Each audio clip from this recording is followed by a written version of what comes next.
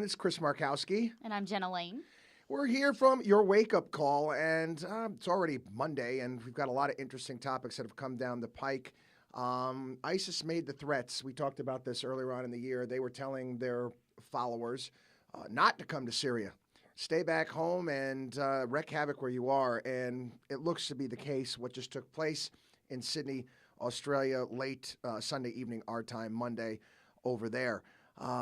Scary situation, 12 hostages, 5 came free. We still don't know what is going to happen to us at the time that we're recording this. Again, you got to know who our enemy is to some degree. They're still out there. There's still people out there. I mean, Dick Cheney this past weekend was on Meet the Press, and he says it's just as dangerous today as it was prior to 9/11. Absolutely. Even though the enemy, and it was much this way during 9/11, was the fact that the enemy doesn't have to be someone that's dressed in certain types of clothing. I mean, these are just people that are walking down the streets among you and I. And it's pretty scary stuff with what's going on, though, in Australia, given the fact that, we believe that this is, even though a lot of the news outlets aren't coming out and saying this, there's been some that have said they believe this is politically motivated. USA Today said that a motive is unknown at this time. But given the pictures that we've seen online, the fact that we've seen these ISIS flags being flown up inside the walls of this establishment, I think it's pretty safe to say what's going on here. But, it's interesting because back in September, they had that mass beheading plot that was actually thwarted in Sydney, involved many, many, many people. And I know at that point in time, I said to myself, whoa, these ISIS guys are for real. And, up until that point in time, it was mostly just in that concentrated area, like you had mentioned in Syria and Iraq. And now it's expanded. And now we're seeing it more and more. We're seeing it even right here on the home front, even though, again, many members of the media won't acknowledge it. Well, one of the things is, too, and you got to understand this, it's the kind of the madness of crowds to some degree. And the media and the government almost work hand in hand with this. I mean, I just popped in my mind. We had the beheading that took place in Oklahoma. There was they kind of shut that one up. There was another guy who was kind of a lone wolf type of a situation. This guy followed ISIS, but they let it go by the wayside because they don't want people to think there's going to be some sort of pattern. They don't want people to change their everyday habits and the way that they're going to live their lives, and especially during Christmas season, going out, going to the malls, going to restaurants, and doing the things that they normally would do. But they add up after a while, these attacks. And again, it's something that I think that we're going to be living with for a long period of time. Well, you don't want the widespread panic, and you don't want people to suddenly live in fear, which, speaking of which, I really do have to applaud the folks of Sydney. And I think folks around the world are starting to take hold of this. I'll ride with you.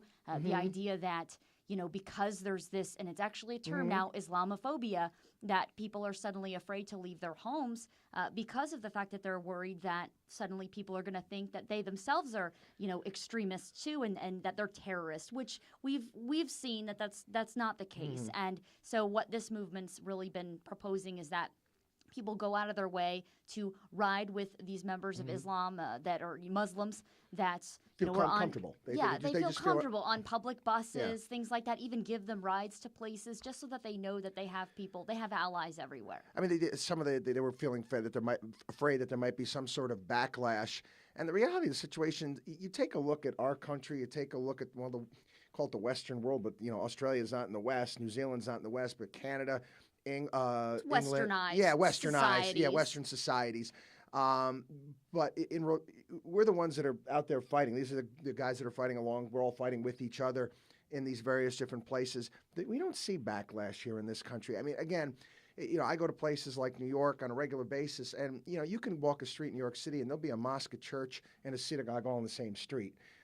We do it the right way, and that's something to be applauded. People can take shots at this country, but for whatever reason it may be, we handle it pretty well. We handle the situations. We don't have the type of backlash and the rioting and the going against certain cultures and religions like they would in other places. Well, and even there's been talk of the folks that were responsible for the beheadings of American James Foley. The idea that this man actually was of British descent. I know there was some controversy there, or maybe that his British accent was, done by a computer and that he actually was American. But either way, I think we have seen a pattern where these, people they're somehow able to obtain asylum in, places like the UK and even in Australia. You wonder if those countries are going to start cracking down more on that because of what's happened. Well, England, they already said that they were going to start going after some of these firebrand preachers to some degree.